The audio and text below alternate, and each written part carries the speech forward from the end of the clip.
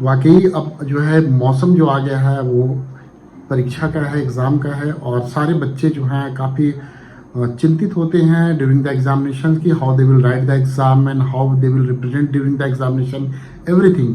तो मैं आज जो ये ब्लॉग बना रहा हूँ स्पेशली उन बच्चों के लिए जो एग्जामिनेशन लिख रहे हो, चाहे मैट्रिक की स्टेट लेवल के एग्जामिनेशन हो रहे हैं या तो सीबीएसई बोर्ड के एग्जामिनेशन होने वाले हैं या तो फिर आईसीएसई बोर्ड के एग्जामिनेशन होने वाले हैं। Exam is not a matter for your life, number one, remember it. Second thing कि you are studied last 1 year back in this school, that is important. How much knowledge, how much subject wise lessons you are adopting, yes or no, that these all are the very important part। यानी कि आपने जो साल भर पढ़ाई की है, जो आपने साल भर पढ़ाई जाना है, सीखा है, समझा है, that is important for your life. So never bother it कि आपने एग्जामिनेशन कैसे लिखना है, आपने एग्जाम में क्या पढ़ा है, क्या याद किया है, क्या चीज़ें नहीं हैं। दो तीन चीज़ों को मैं आज एक्सप्लेन करूंगा कि आप जो एग्जामिनेशन लिखना चाह रहे हैं और जो भी आपके मैट्रिक के हैं एग्जामिनेशन, वो सारे एग्जामिनेशंस को आपको किस प्रकार से रिप्रेजेंट करना है। पढ़ाई कोई पहाड़ चीज़ नहीं है और परीक्षा आपकी ज़िंदगी का अंतिम पार्ट नहीं है कि आपने एग्जामिनेशन में कितना मार्क्स लाया और कितना परसेंटेज आपके मार्क्स आने वाले हैं। That is not your life. कोई भी ज़िंदगी में कभी किसी से ये नहीं पूछता है कि आपने पढ़ाई में कितना परसेंटेज मार्क्स लाया था।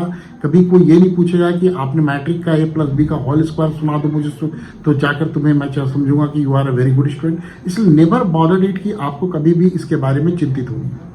सबसे इंपॉर्टेंट बात कि अभी जो एग्जामिनेशंस के समय है उसमें आपको बहुत ही कूल रहने की ज़रूरत है। यानी कि आप बिल्कुल अच्छा नींद लें, मोबाइल से दूरी बनाकर रखें, पूरी कोशिश करें कि आपने जो भी साल भर तक आपने पढ़ाई किया उसको रिमाइंड करें और जितना अधिक से अधिक हो सके वो आप राइट डाउन करने का काम करें। जितने आपके लिखने के जितने भी पार्ट्स हों उन सारी चीज़ों को पॉजिटिवली कंप्लीट करें, तो ये आपके एग्जामिनेशन के लिए हेल्पफुल होगा। दूसरी चीज़ कि आप अपने दोस्तों से कनेक्टिविटी थोड़ा कम रखें, क्योंकि होता क्या है कि कोई दोस्त आपको ये कहेगा कि मैंने ये लेसन कंप्लीट कर लिया, मेरा 5.2 कंप्लीट हो गया, मेरा ये हो गया, मैंने SST कंप्लीट कर लिया, तो कहीं ना कहीं वो सारी चीज़ें आपको टेंशन देगा। तो इस टेंशन से भी आपको दूरी बना के रखनी है। जब तक एग्जामिनेशन चल रहा है आप अगर बहुत ज़्यादा अपने दोस्तों से बात करते हैं, हाई हेलो से ज़्यादा बात ना करें, आप कैसे हो, किस तरीके से हो, उससे ज़्यादा आपको बहुत ज़्यादा अंदर तक जाने की जरूरत नहीं कि आपकी तैयारी कैसी चल रही है। आपके दोस्त हैं, after examination you can meet from them और you can do everything about the examination, you can discuss about the school everything, but during this examination and next जो 1 week और 2 week है ये आपके लिए बहुत ही इंपॉर्टेंट है, क्योंकि इस समय पे आप जो आपने साल भर की पढ़ाई की है उसको इम्प्लीमेंट करनी है। दूसरी चीज़ सबसे इम्पॉर्टेंट है कि अभी आप उन सब चीज़ों से दूरी बना कर रखें जिन सब चीज़ों से मस्तिष्क पे प्रभाव पड़ता है। दैट मीन्स कि they are having the impact of that things in your brain. Suppose कि फरवरी माह अभी चल रहा है, अभी आपके एग्जामिनेशन होने वाले हैं। एक सबसे जो इम्पॉर्टेंट पार्ट होता है वो मोबाइल। तो मोबाइल में उन सारे ज़रूरतों की चीज़ों को आप सर्च करें जो आपके एग्जामिनेशन के लिए पॉजिटिवली उपयोग हो सके, वो जो आपको फ़ायदा पहुंचा सके।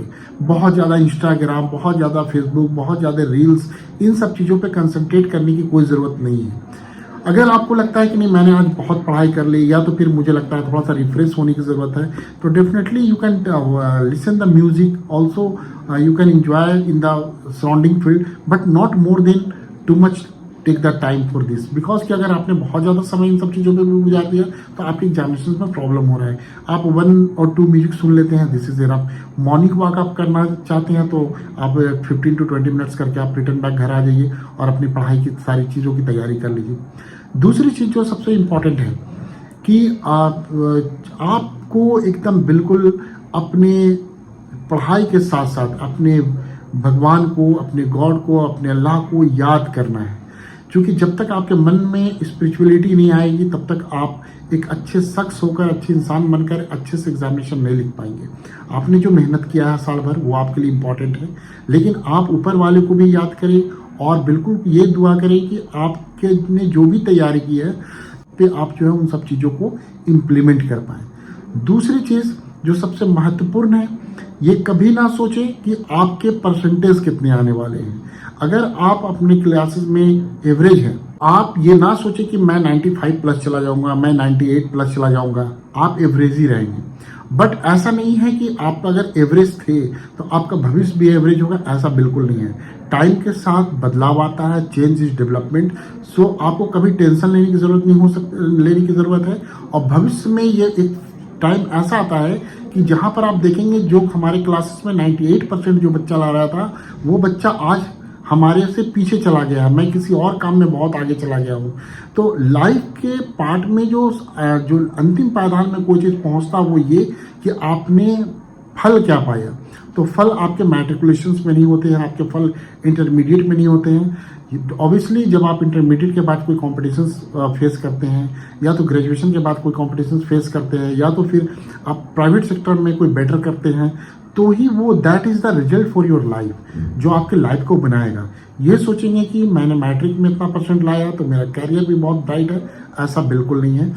और मेरी तरफ से आपको बेस्ट विशेस है। और सबसे बड़ी बात कि आप अपने माता पिता का आदर सम्मान करते हुए उनका आशीर्वाद लें, अपने बुजुर्गों का आशीर्वाद लें, और आशीर्वाद के साथ एक अच्छे पहल के तरीके से, जैसे कि आपको लग रहा हो कि मैट्रिक हमारे स्कूल लाइफ का एक बदलाव पार्ट होता है, जो कि हर बच्चे इस चीज़ों को फेस करते हैं। और ऑब्वियसली मैं school life is the school life, college life जाएंगे तो वैसे लाइफ नहीं होती है। तो ऑब्वियसली जो आपने अब तक पढ़ाई की, जो आपने अब तक जाना, वो सारी चीज़ों को कैसे आप भविष्य में इम्प्लीमेंट करें, वही आपके लिए बेहतर होता है। मैं चाहूँगा कि जब भी आप एग्ज़ामिनेशन लिखें, एग्ज़ामिनेशंस के बाद आप अपने शिक्षकों के पास जाएं, अपने शिक्षकों को धन्यवाद दें, और आप बोलें उन्हें कि आपने जो मुझे बताया, जो आपने मुझे सिखाया, वो सारी चीज़ें हमने उसी अनुसार अपने आंसर शीट में लिखा है। और आप भी हमारे लिए दुआ करें कि we will do the best in the future, not for the only matric examination. कभी ये दुआ ना करें आप कि आपका मैट्रिक का रिजल्ट बेस्ट हो, आप ये हमेशा दुआ करें ऊपर वाले से कि आपका भविष्य बेस्ट हो।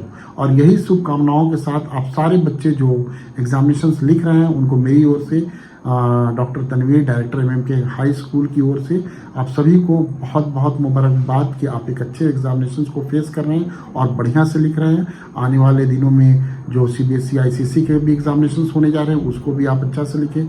जो लोग स्टेट बोर्ड लिख रहे हैं, उनको भी मेरे तरफ से बेस्ट विशेस है। बहुत बहुत शुक्रिया, थैंक यू।